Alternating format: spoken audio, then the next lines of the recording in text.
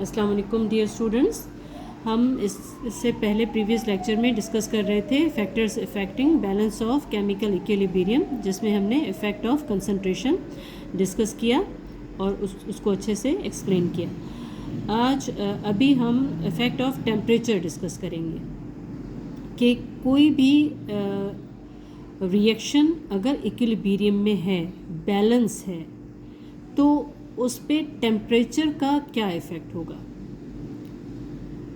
Temperature उसको किस तरह से डिस्टर्ब कर सकता है और डिस्टर्ब करने से डायरेक्शन ऑफ रिएक्शन क्या होगा और प्रोडक्ट बढ़ेगी या रिएक्टेंट्स बढ़ेंगे, किस तरह से क्या होगा। तो यहाँ पे सबसे पहले हमें ये कॉन्सेप्ट समझना होगा कि एक्सोथर्मिक रिएक्शन और एंडोथर्मिक रिएक्शंस क्या होते हैं। इफ़ेक्ट ऑफ टेम्परेचर डिपेंड करता है कि टाइप ऑफ रिएक्शन क्या है, एक्सोथर्मिक रिएक्शन है या एंडोथर्मिक रिएक्शन है। देख लेते हैं कि एक्सोथर्मिक रिएक्शन क्या होता है। Those reactions in which heat is evolved is called exothermic reaction, यानी कि हीट जिसमें प्रोड्यूस हो उसको एक्सोथर्मिक रिएक्शन कहा जाता है। Means those reaction in which heat is produced and is at product side. यहाँ पे ये चीज़ भी याद रखिएगा कि एक्सोथर्मिक रिएक्शन में एंथैल्पी चेंज जो होता है वो नेगेटिव होता है, और अगर हमारे पास रिएक्शन है तो वो इस तरह से होगा कि अगर रिएक्टेंट्स ए और बी आपस में रिएक्ट कर रहे हैं तो प्रोडक्ट में सी और डी प्रोड्यूस हो रहे हैं, उसके साथ हीट भी इवॉल्व हो रही है। यानी कि एक्सोथर्मिक रिएक्शन में हीट प्रोडक्ट की साइड पे है।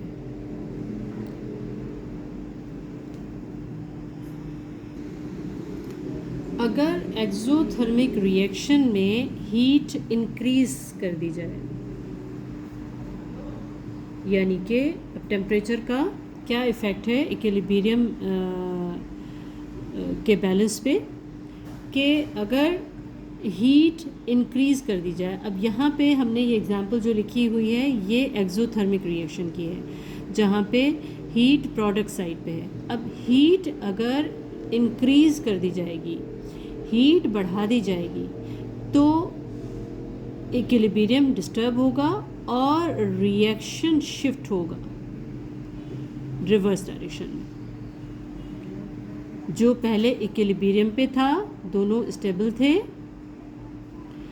प्रोडक्ट्स और रिएक्टेंट्स, तो यहाँ पे अगर हीट बढ़ा दी गई, हीट इंक्रीज़ करने से ये रिवर्स डायरेक्शन में शिफ्ट हो जाएगा, यहाँ तक के दोनों फिर इक्विलिब्रियम में आ जाए। इक्विलिब्रियम शिफ्ट होगा रिवर्स डायरेक्शन में, यहाँ तक के दोनों इक्विलिब्रियम में आ जाएं, क्योंकि यहाँ पे प्रोडक्ट साइड पे हीट है, तो यानी प्रोडक्ट हमारी बढ़ रही है। प्रोडक्ट बढ़ रही है तो उस लिहाज से ये ज़्यादा रिएक्टेंट बनाएगा, रिवर्स डायरेक्शन में शिफ्ट होगा।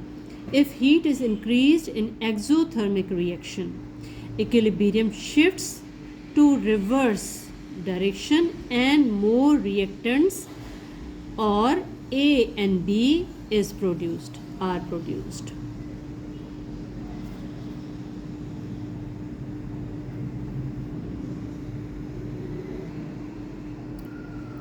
इसमें क्वेश्चन इस तरह से भी आ सकता है, और ये हमारा एक्सरसाइज चैप्टर 6 की उसका क्वेश्चन नंबर 7 का पार्ट 3 भी है। इसको भी मैं एक्सप्लेन कर दूंगी इसको समझाते हुए कि अगर आपका क्वेश्चन इस तरह से आ सकता है कि एक रिएक्शन आपको दिया गया है और उसमें एंथैल्पी चेंज बताया गया है कि नेगेटिव है, तो यहाँ पे टेम्परेचर का चेंज क्या होगा, या अगर इंक्रीज़ करेंगे टेम्परेचर तो इस पर क्या इफ़ेक्ट होगा।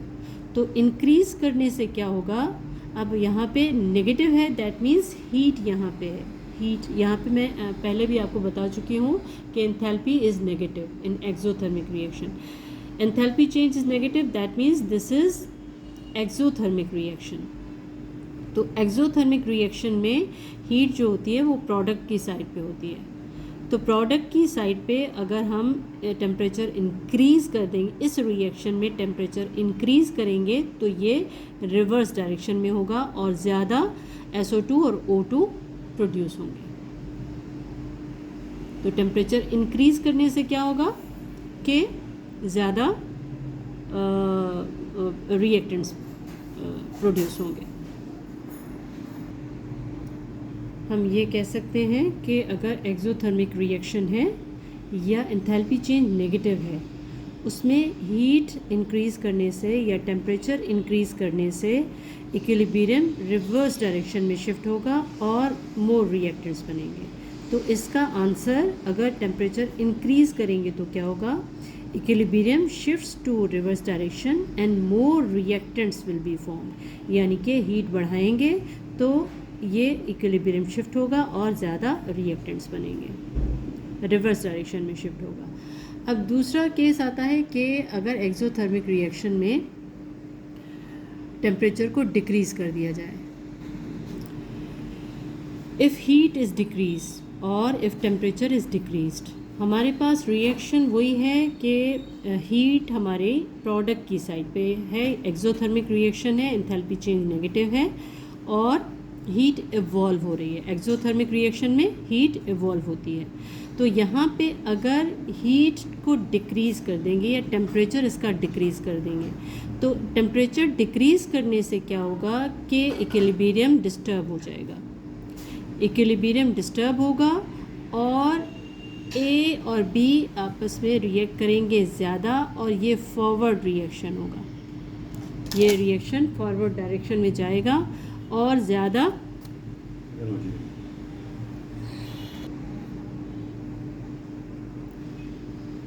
हीट प्रोड्यूस होगी और उसके साथ सी और डी भी प्रोड्यूस होंगे। तो एक्सोथर्मिक रिएक्शन में अगर हीट इंक्रीज़ करेंगे तो रिवर्स डायरेक्शन में इक्विलिब्रियम शिफ्ट होगा और अगर हीट डिक्रीज़ करेंगे तो फॉरवर्ड डायरेक्शन में हमारा रिएक्शन प्रोसीड होगा और ज़्यादा प्रोडक्ट बनेगी।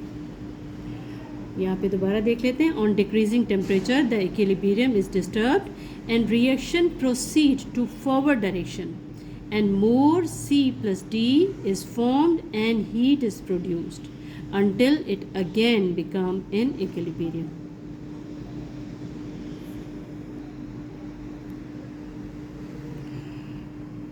ये रिएक्शन एक्सोथर्मिक रिएक्शन है, जो ऊपर हमने उसको पहले भी डिस्कस किया था, लेकिन वो इंक्रीज़ टेम्परेचर की सूरत में था। अगर इसी रिएक्शन में टेम्परेचर डिक्रीज़ कर दिया जाए तो क्या होगा, टेम्परेचर डिक्रीज़ होगा तो ज़्यादा हीट को अगर डिक्रीज़ करेंगे तो ये फॉरवर्ड रिएक्शन में शिफ्ट हो जाएगा, इक्विलिब्रियम इसका डिस्टर्ब होगा, फॉरवर्ड रिएक्शन में ये जाएगा और ज़्यादा प्रोडक्ट बनेगी और हीट भी प्रोड्यूस होगी, यहाँ तक कि ये दोबारा इक्विलिब्रियम में ना आ जाए।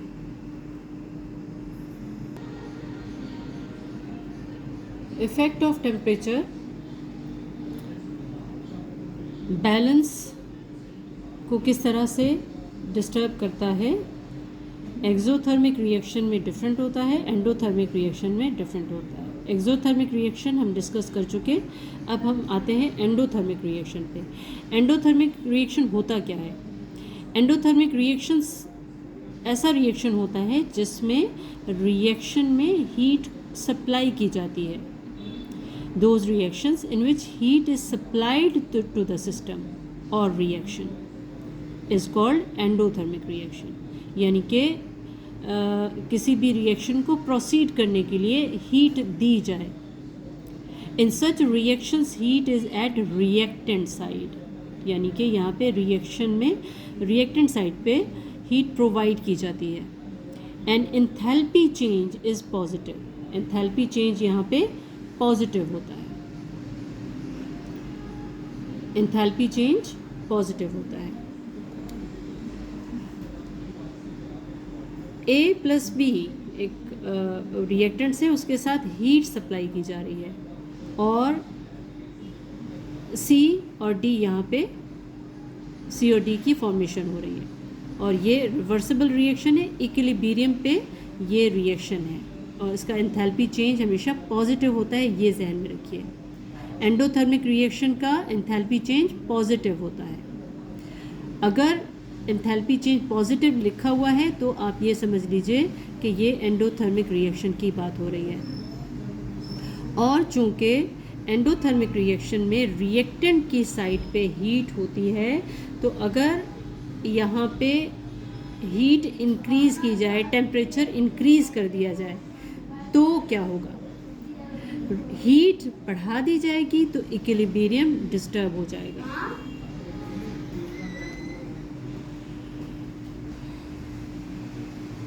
एंडोथर्मिक रिएक्शन में हीट जो होती है वो रिएक्टेंट साइड पे होती है, और रिएक्टेंट साइड पे अगर हीट को बढ़ा दिया जाए तो इक्विलिब्रियम शिफ्ट होगा फॉरवर्ड डायरेक्शन में। ये बढ़ेगा, फॉरवर्ड डायरेक्शन में शिफ्ट होगा और more product will be produced.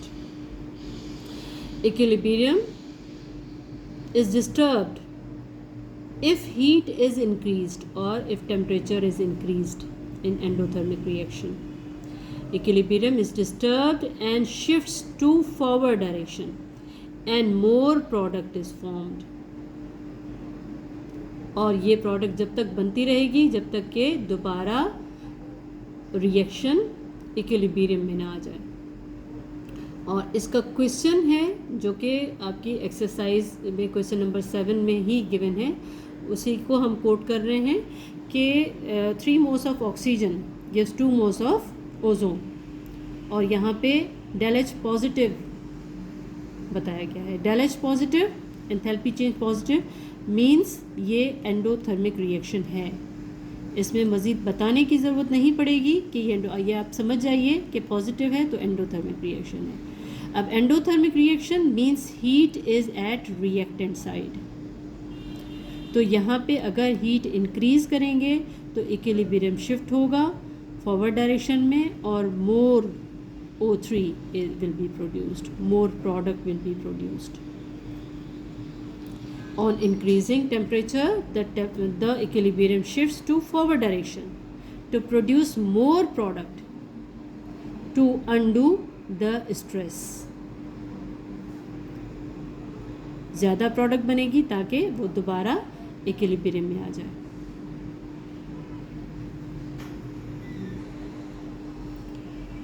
If heat is decreased in endothermic reaction, अब हमारे पास हम खाली इस रिएक्शन को देखेंगे और इससे अंदाज़ा लगाएंगे कि ये एंडोथर्मिक रिएक्शन है या एक्सोथर्मिक रिएक्शन है।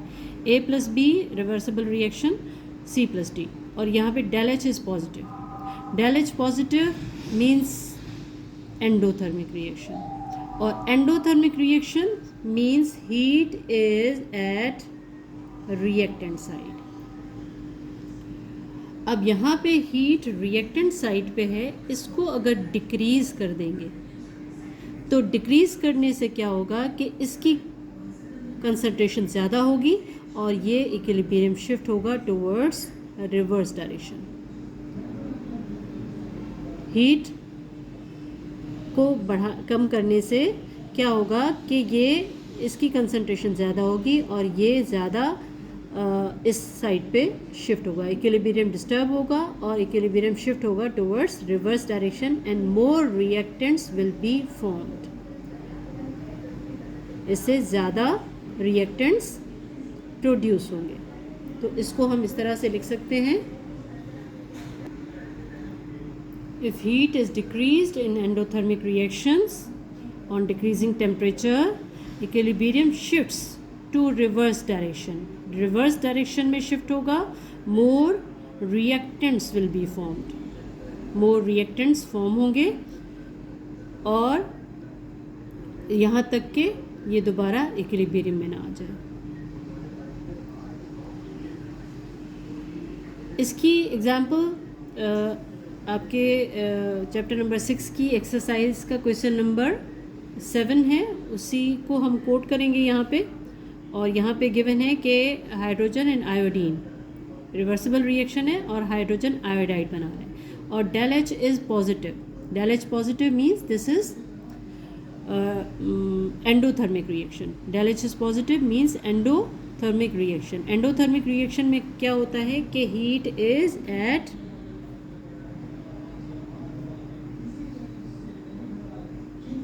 reactant side. So if the temperature is decreased, equilibrium is shifted towards reverse direction and more reactants will be formed. यहाँ पे हीट को अगर डिक्रीज़ करेंगे या टेम्परेचर को डिक्रीज़ करेंगे तो ज़्यादा हाइड्रोजन और आयोडीन ही बनेंगे, उसके साथ हीट भी प्रोड्यूस होगी जो कि रिएक्टेंट साइड पे है। तो ये इफ़ेक्ट ऑफ टेम्परेचर था किसी भी ऐसे रिएक्शन पे जो कि इक्विलिब्रियम पे है और उसको टेम्परेचर किस तरह से इफ़ेक्ट कर सकता है, ये हमने डिस्कस किया। नेक्स्ट लेक्चर में हम इफ़ेक्ट ऑफ प्रेशर डिस्कस करेंगे। So it is up for today. Thank you so much. अल्लाह हाफिज़।